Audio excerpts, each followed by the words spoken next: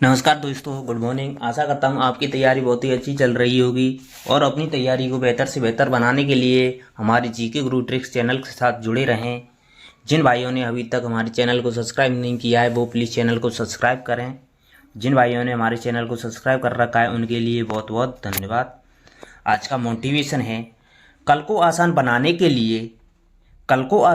के लिए आज आपको कड़ी मेहनत करनी पड़ेगी।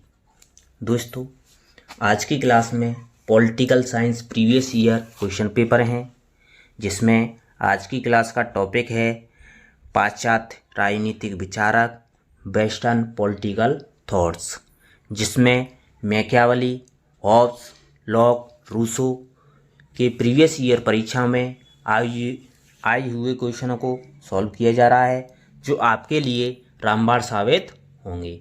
आज की क्लास को शुरू करते हैं। आज की क्लास को शुरू करने से पहले बताना चाहता हूं दोस्तों, आज की क्लास तीसरी क्लास है। आज 2 क्लास पहले हो चुकी हैं, आज तीसरी क्लास है, जिसमें आज की क्लास का पहला प्रश्न आपकी स्क्रीन पर है। निम्नलिखित में से कौन से रूसो के जनरल बिल की विशेषता थी? यह आंतरिक इच्छा की अभिव्यक्ति है, यह हर व्यक्ति की सबसे अच्छी इच्छा है, यह स्थायी है, यह व्यक्तिगत है। ऑप्शन दे रखे हैं आपके 1 और 2, 2 4 3, 1 2 3, 1 3 4। आपका सही जवाब होगा ऑप्शन सी, 1 2 3। रूसो के सामान्य बिल में, जनरल बिल में विशेषताएं हैं, यह आंतरिक इच्छा की अभिव्यक्ति होती है, यह हर व्यक्ति की सबसे अच्छी इच्छा होती है, यह स्थायी होती है, लेकिन यह व्यक्तिगत नहीं होती है। अतः आपका सही जवाब होगा ऑप्शन सी।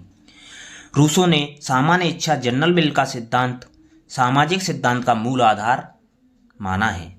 रूसो ने इच्छा को 2 वर्गों में बांटा था, यथार्थ इच्छा और आदर्श इच्छा। रूसो के अनुसार यथार्थ इच्छा स्वार्थ प्रधान और भावना प्रधान होती है। रूसो के अनुसार जो यथार्थ इच्छा है वो स्वार्थ प्रधान और भावना प्रधान होती है। यह संकुचित, अविवेकपूर्ण, अस्थायी और क्षणिक होती है। आदर्श इच्छा, रूसो के अनुसार आदर्श इच्छा व्यक्ति के बौद्धिक चिंतन का परिणाम होती है। यह आंतरिक इच्छा की अभिव्यक्ति है, यह हर व्यक्ति की सबसे अच्छी इच्छा है। आदर्श इच्छा है वो व्यक्ति सबसे अच्छी इच्छा है, जिसमें दूरदर्शिता, स्थायित्व एवं व्यापक दृष्टिकोण पाया जाता है आदर्श इच्छा में। अतः आपका सही जवाब होगा ऑप्शन सी। आपका अगला सवाल, लॉक के समझौता सिद्धांत में पहला समझौता संपन्न होता है लोगों में आपस में, जनता एवं समुदाय के मध्य, जनता एवं संप्रभु के मध्य, जनता एवं सरकार के मध्य। आपका सही जवाब होगा ऑप्शन ए, लोगों में आपस में। लॉक के समझौता सिद्धांत में पहला समझौता लोगों में आपस में समझौता बताया है। लॉक ने अपने सामाजिक संविदा सिद्धांत में 2 समझौते की बात की है, जिसमें पहला समझौता लोगों में आपस में होता है और दूसरा समझौता जनता एवं संप्रभु में होता है। जनता एवं संप्रभु में दूसरा समझौता है और लोगों में आपस में समझौता है, ये पहला समझौता है। अतः आपका सही जवाब होगा ऑप्शन ए। आपका अगला सवाल, हॉब्स के चिंतन में जो तत्व प्राकृतिक अवस्था में मनुष्य को समझौता के लिए प्रेरित करता है वह है संपत्ति का उदय, अराजकता, सामाजिक एवं राजनीतिक चेतना, समानता की कामना। आपका सही जवाब होगा ऑप्शन बी, अराजकता। अराजकता है वो हॉब्स के चिंतन में प्राकृतिक अवस्था में मनुष्य को समझौता के लिए प्रेरित करता है। हॉब्स ने प्राकृतिक अवस्था को घोर अराजकतापूर्ण, अशांति एवं भययुक्त माना है। वह मानव स्वभाव को लोभी, लालची और ईर्ष्यालु मानते हैं। हॉब्स का प्रसिद्ध कथन था, मैं और भय जुड़वा भाई हैं। हॉब्स का प्रसिद्ध कथन था, मैं और भय दोनों जुड़वा भाई हैं। इस प्रकार हॉब्स के चिंतन में जो तत्व प्राकृतिक अवस्था में मनुष्य को समझौता करने के लिए प्रेरित करता है वही क्या होता है, अराजकता होता है। आपका सही जवाब होगा ऑप्शन बी। आपका अगला सवाल,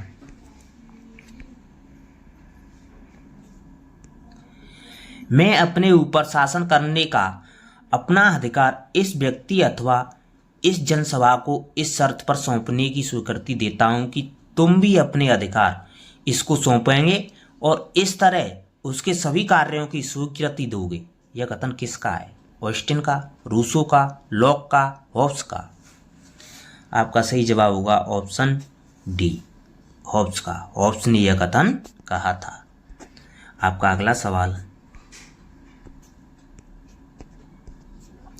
रूसो को संप्रभुता के किस सिद्धांत का जनक माना जाता है, मर्यादित संप्रभुता, अमर्यादित संप्रभुता, लोकप्रिय संप्रभुता, वैधानिक संप्रभुता।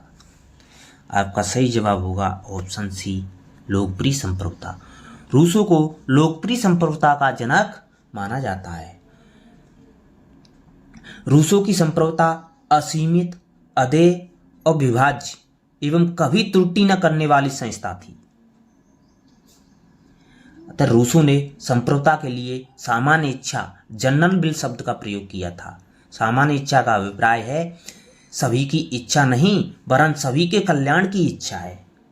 यह एक आदर्शवादी और गुणात्मक संकल्पना है। अतः आपका सही जवाब होगा ऑप्शन सी। आपका अगला सवाल,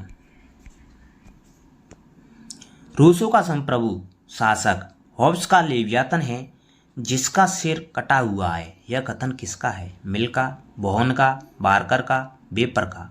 दोस्तों ये वेरी इंपोर्टेंट क्वेश्चन है, बहुत इंपोर्टेंट क्वेश्चन है। आपका सही जवाब होगा ऑप्शन बी, बोहन। बोहन ने कहा था कि रूसो का संप्रभु हॉब्स का लेवियातन है जिसका सिर कटा हुआ है। रूसो की पुस्तक सोशल कॉन्टेक्स्ट 1762 में शीश कटे लेवियाथन का चित्र है।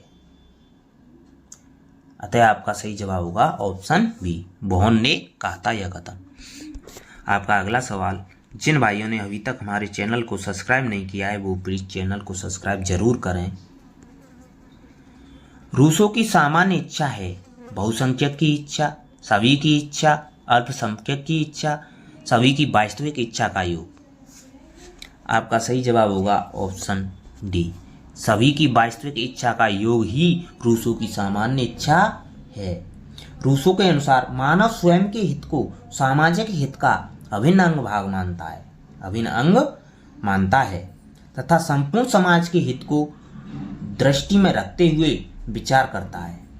इस इच्छा में व्यक्तिगत स्वार्थ का सामाजिक हित के साथ सामंजस्य तथा व्यक्तिगत स्वार्थ व सामाजिक हित की प्रधानता रहती है। सामान्य इच्छा का संबंध मानव की आदर्श इच्छाओं का योग मात्र है। सामान्य इच्छा मानव की इच्छा का वह श्रेष्ठ भाग है जो संपूर्ण समाज के लिए आवश्यक रूप से हित करे। आपका सही जवाब होगा ऑप्शन डी। आपका अगला सवाल, निम्नलिखित में से किसने लोकतंत्र को शासन के आदर्श रूप में स्वीकार नहीं किया है, हॉब्स ने, डेल ने, सर्टोरी ने, लिंकन ने। आपका सही जवाब होगा ऑप्शन ए, हॉब्स ने। हॉब्स ने लोकतंत्र को शासन के आदर्शवादी रूप में स्वीकार नहीं किया है।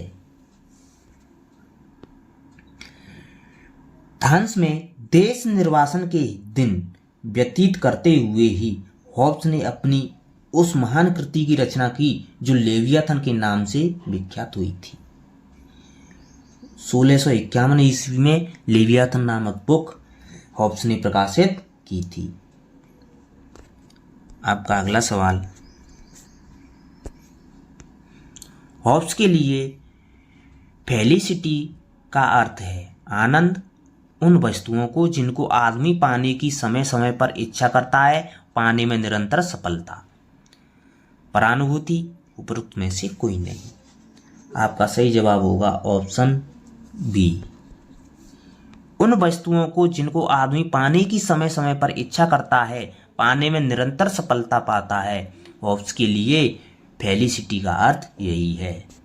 आपका अगला सवाल, जिन भाइयों ने अभी तक हमारे चैनल को लाइक नहीं किया है वो प्लीज़ लाइक का बटन जरूर दबाएं। किसके लिए समस्त अस्तित्व एकदम गतिशील पदार्थ है? Plato, Hobbes, T H. Green, Rousseau. आपका सही जवाब होगा ऑप्शन बी, हॉब्स। आपका अगला सवाल, संप्रभु की परम शक्तियों को औचित्यपूर्ण बताने के लिए निगम की अवधारणा का प्रयोग किसने किया? बोंदा ने, हॉब्स ने, रूसो ने, हीगेल ने। आपका सही जवाब होगा ऑप्शन डी, हीगेल ने। हीगेल ने संप्रभु की परम शक्तियों को औचित्यपूर्ण बताने के लिए निगम की अवधारणा का प्रयोग किया। आपका अगला सवाल,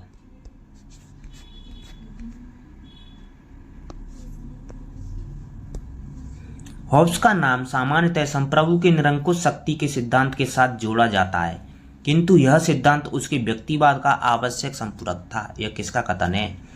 C.L. वेपर, माइकल ऑक्सफोर्ड, लियो स्ट्रॉस, G.H. सेवाइन। आपका सही जवाब होगा ऑप्शन डी, G.H. सेवाइन। G.H. सेवाइन ने यह कथन कहा था। आपका अगला सवाल, यह किसका मानना है कि लेवियाथन क्रॉम्वेल की चापलूसी में लिखा गया था? क्लेरेंडन, एप्टोनिज, सैमुअल आइविंज, लियो स्ट्रॉस। आपका सही जवाब होगा ऑप्शन ए, क्लेरेंडन। क्लेरेंडन ने कहा था कि लेवियाथन क्रॉम्वेल की चापलूसी में लिखा गया ग्रंथ है। क्लेरेंडन ने हॉब्स की पुस्तक को ऑक्सफोर्ड विश्वविद्यालय में जलाकर यहाँ तक कहा डाला कि मैंने कभी कोई ऐसी पुस्तक नहीं पढ़ी जिसमें इतना राजद्रोह, विश्वासघात और धर्मद्रोह भरा हो। अतः क्लेरेंडन ने थॉमस हॉब्स की आलोचना की थी। आपका अगला सवाल, हॉब्स के सामाजिक अनुबंध के सिद्धांत का सार तत्व है? सभी लोगों का संप्रभु के प्रति संपूर्ण समर्पण, संप्रभु की जनता के प्रति जवाबदेही, जन अधिकारियों की प्राथमिकता, कुशल शासन का दायित्व। आपका सही जवाब होगा ऑप्शन ए, सभी लोगों के संप्रभु के प्रति पूर्ण समर्पण ही हॉब्स के सामाजिक अनुबंधन सिद्धांत का सार तत्व है। आपका अगला सवाल, निम्नलिखित में से कौन सा हॉब्स के सामाजिक समझौता सिद्धांत से संबंधित नहीं है? प्राप्ति की इच्छा हिंसा की ओर प्रेरित करती है, मनुष्य का जीवन एकांकी निसंग था, प्राकृतिक कानून कुछ खास असुविधाओं को समाप्त करना, सत्ताधारी के विरुद्ध विद्रोह करना। आपका सही जवाब होगा ऑप्शन डी, सत्ताधारी के विरुद्ध विद्रोह करना यह हॉब्स के सामाजिक समझौता सिद्धांत में शामिल नहीं है। आपका अगला सवाल,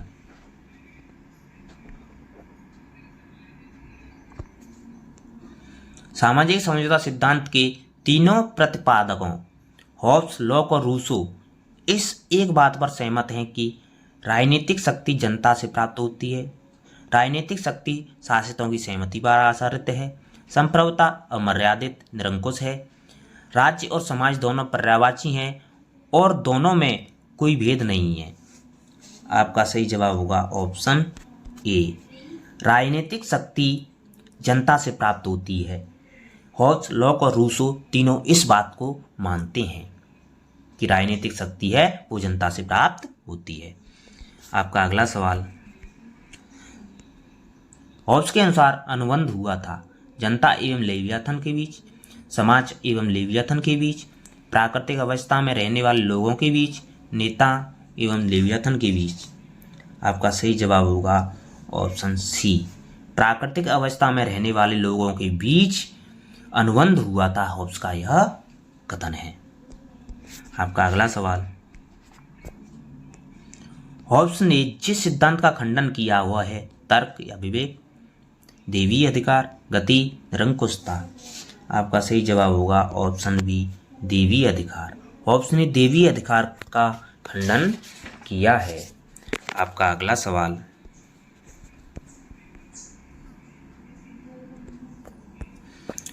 रूसो के अनुसार प्राकृतिक अवस्था के प्रारंभिक चरण में मनुष्य का जीवन अत्यंत सादा एवं सुखी था, किंतु बाद में यह भ्रष्ट हो गया। जनसंख्या विकास के कारण, संपत्ति के विकास के कारण, विवेक के विकास के कारण, स्वार्थहीनता के विकास के कारण। आपका सही जवाब होगा ऑप्शन बी, संपत्ति के विकास के कारण। प्राकृतिक अवस्था के प्रारंभिक चरण में मनुष्य का जीवन अत्यंत सादा एवं सुखी था, लेकिन बाद में भ्रष्ट हो गया था। वो भी संपत्ति के विकास के कारण भी भ्रष्ट हो गया था, रूसो का यह मानना है। आपका अगला सवाल, हॉब्स के लेवियाथन में प्रयुक्त कॉमनवेल्थ शब्द का अर्थ क्या है? संप्रभु, समाज, राज्य एवं सरकार के लिए सामूहिक नाम, प्राकृतिक अवस्था में रहने वाले लोगों का वर्ग, उपरोक्त में से कोई नहीं। आपका सही जवाब होगा ऑप्शन ए, संप्रभु। हॉब्स के लेवियाथन में प्रयुक्त कॉमनवेल्थ शब्द का अर्थ होता है संप्रभु। हॉब्स की लेवियाथन 1651 में लिखी गई थी, जिसमें कॉमनवेल्थ शब्द का प्रयोग किया था। कॉमनवेल्थ का शब्द अर्थ है संप्रभु। आपका अगला सवाल, रूसो के सामाजिक समझौते के बारे में क्या सत्य है? मनुष्य प्राकृतिक स्वतंत्रता प्राप्त करता है, मनुष्य धार्मिक स्वतंत्रता प्राप्त करता है, मनुष्य नागरिक स्वतंत्रता प्राप्त करता है, मनुष्य नैतिक स्वतंत्रता खो देता है। आपका सही जवाब होगा ऑप्शन सी, मनुष्य नागरिक स्वतंत्रता प्राप्त करता है। रूसो के सामाजिक समझौते में शामिल है। आपका अगला सवाल, लॉक के अनुसार निम्न में से कौन सा प्राकृतिक अधिकार नहीं है? जीवन, संपत्ति, स्वतंत्रता, समानता। आपका सही जवाब होगा ऑप्शन डी, समानता। लॉक के अनुसार समानता है, वो प्राकृतिक अधिकारों में शामिल नहीं है। प्राकृतिक अधिकार लॉक के राजनीतिक दर्शन का प्रमुख विचार थे। उसके अन्य सभी सिद्धांत अधिकारों से संबंधित थे। उसकी प्राकृतिक अवस्था में भी प्राकृतिक अधिकार विद्यमान थे। आपका अगला सवाल, लॉक के अनुसार प्राकृतिक अवस्था में व्यक्तियों का इनमें से कौन सा प्राकृतिक अधिकार प्राप्त थे?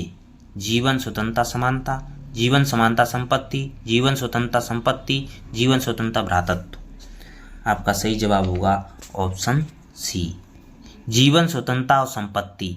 लॉक के अनुसार जीवन, स्वतंत्रता और संपत्ति प्राकृतिक अवस्था में व्यक्तियों को प्राकृतिक अधिकार प्राप्त थे। आपका अगला सवाल, लॉक की प्राकृतिक अवस्था थी समाजवादी, पूर्व समाजवादी, पूर्व राजनीतिक, ऐतिहासिक। आपका सही जवाब होगा ऑप्शन सी, पूर्व राजनीतिक। लॉक की प्राकृतिक अवस्था पूर्व राजनीतिक अवस्था थी। आपका अगला सवाल, आज की क्लास का आखिरी सवाल है दोस्तों, प्राकृतिक अधिकारों के सिद्धांत के प्रवर्तक कौन है? T H. Green, John Locke, H J. Laski, Mahatma Gandhi. आपका सही जवाब होगा option B, John Locke. John Locke ने प्राकृतिक अधिकारों का सिद्धांत दिया था। जॉन लॉक ने अपने चिंतन में प्राकृतिक अधिकारों को प्रबल समर्थन किया था। प्राकृतिक अधिकार मानव को जन्मजात प्राप्त होते हैं और यह मानव के व्यक्तित्व के अभिन्न अंग होते हैं। अतः समाज और राज्य दोनों का उद्देश्य उनकी रक्षा करना है, हरण करना नहीं है। अतः समाज और राज्य को दोनों को मिलकर के प्राकृतिक अधिकारों की रक्षा करना चाहिए। आपका सही जवाब होगा ऑप्शन बी, प्राकृतिक अधिकारों का सिद्धांत जॉन लॉक ने दिया था। थैंक यू दोस्तों। अगर आपको वीडियो पसंद आई तो लाइक करें और अधिक से अधिक शेयर करें। धन्यवाद। आपका दिन शुभ हो। Thank you. प्रीवियस वीडियो देखने के लिए आपकी स्क्रीन पर जो वीडियो दिखाई दे रही है उस पर क्लिक करें और प्रीवियस वीडियो देखें, अपनी तैयारी को बेहतर बनाएं। धन्यवाद।